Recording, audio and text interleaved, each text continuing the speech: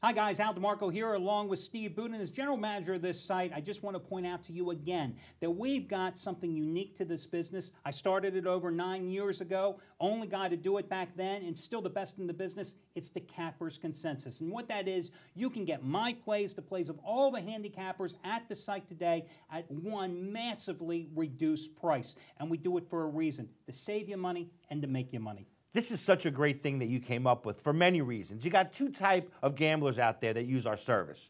The guys that have no opinion, and they latch on to a hot handicapper and trust his opinion. And then you have the guys that have their own opinion, and it's a decent opinion. And they like to use the Cappers Consensus because they read all the top experts' opinions, see which one jives with their own opinion, and then that's the play that they make. So having this information at their fingertips is so very valuable to them, and not having to spend a ton of money to get it makes it a no-brainer. And that's exactly why I used the word consensus when I came up with this all those years ago. Cappers Consensus, that's exactly how you use it. And guys, listen, if you bought my plays and the plays of all the other handicappers at this site, Anthony Red and Jeff Benton and Craig Davis, who's been red hot, you buy all their plays separately, you're spending $600, $700, $800. You're getting it at a massive price reduction, and you get all the plays right now. Cappers Consensus, check it out. Welcome back, everyone, to the Countdown to Kickoff Pre-Game Show, the only show nationally televised to break down all your NFL games every Sunday from a point spread perspective. Al DeMarco, along with Steve Budin, joining us as he does every single Sunday from Atlanta. Handicapper Trace Adams, who, like myself, has been in this business for over 20 years. And Trace, as usual, 3 free picks. Let's get to the first one. We're going to break down the next game on the docket, Jacksonville and Cleveland. To me, this is the Who Cares game of the week. I could care less about it. I mean, someone will ultimately win, but I'm interested to find out who you like in this dog of a game. Right. Well, I don't care about a side at all in this one. I like the total. As I told you last week, this Cleveland team, they're an under team, my friends. 17 points or less in 8 of their 9 games this year. They've been under in 4 of their last 5. Then you want to throw into the mix Jacksonville. They've been under in 8 of their 9 games this year, and they're allowing only 18 points per game. And on offense, 17 points or less in 8 of those 9 games. I think you could play until Thursday night's game, and this game will still stay under. I'm going low in Jacksonville and Cleveland. Well, I mean, it's certainly a low total at 35, and Blaine Gabbert has been pathetic on the road, as the rookie should be. 49% completions, 116 yards a game.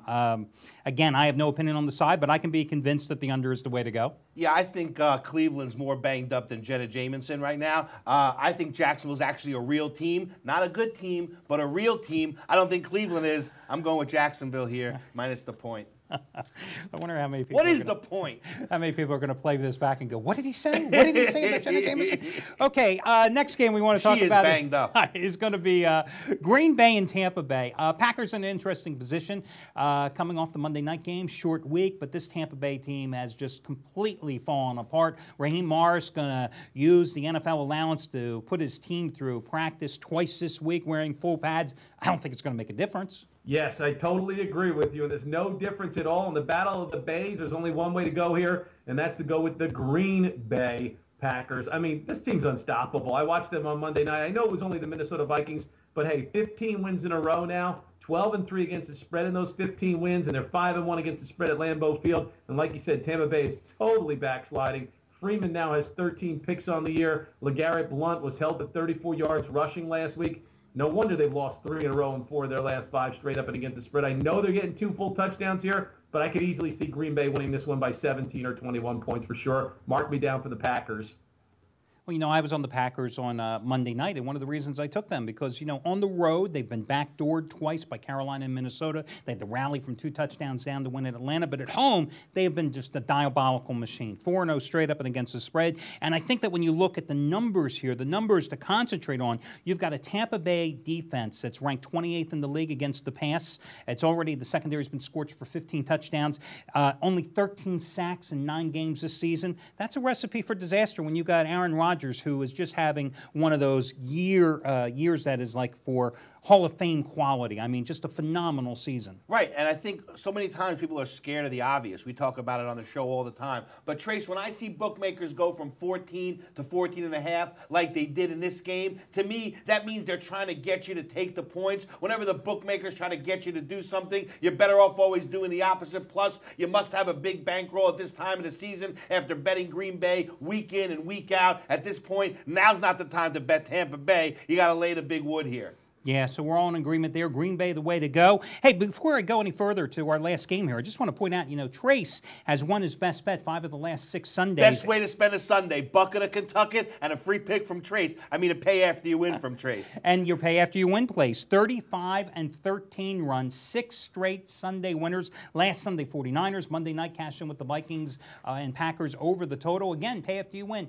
If Trace doesn't win, you don't pay. You might want to check it out, guys. There's nothing more fair than that in this business. Last game is Chicago and San Diego. The Bears, very dear to my heart because last Sunday I had the biggest play of my career on Chicago against Detroit in revenge after having the Lions as a similarly rated play earlier in the season in October when they met on Monday night. So I'm now 8-0 lifetime with those plays. But I've got to tell you, Trace, there is no way I am getting on the Bears bandwagon today because I know I was lucky to win that game. Their offense really had breakdowns. They really capitalized on the Detroit turnovers. Lions had 5 of them in this game.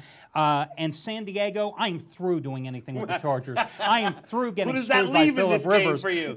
What it leads to me is we talk about the next game as soon as Trace is gone. But I'm more than willing to take your opinion on the game. Yeah, I'll give you my opinion. We said week 1 when the Vikings played at San Diego, and I gave you the Vikings right here on the show that they would cover against Norv Turner.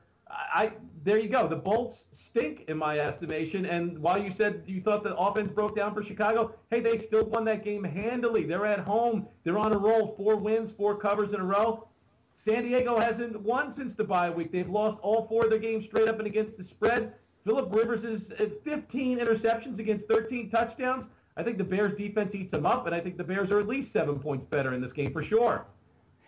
Worried at all, guys, here about a letdown after the Bears? I mean, that was such a big trap. Yeah, it was such a big division game, and revenge was fueling them. That's why I was on them so big. It's the biggest play of my career last Sunday. I think with you, it's a trap situation or a game to avoid. Yeah, so many times customers make the mistake of bringing last week forward to this week, and they got to realize that the lines adjust all of that. The lines makers see the same games that they saw last week and adjust the lines the same way. I think this is a trap.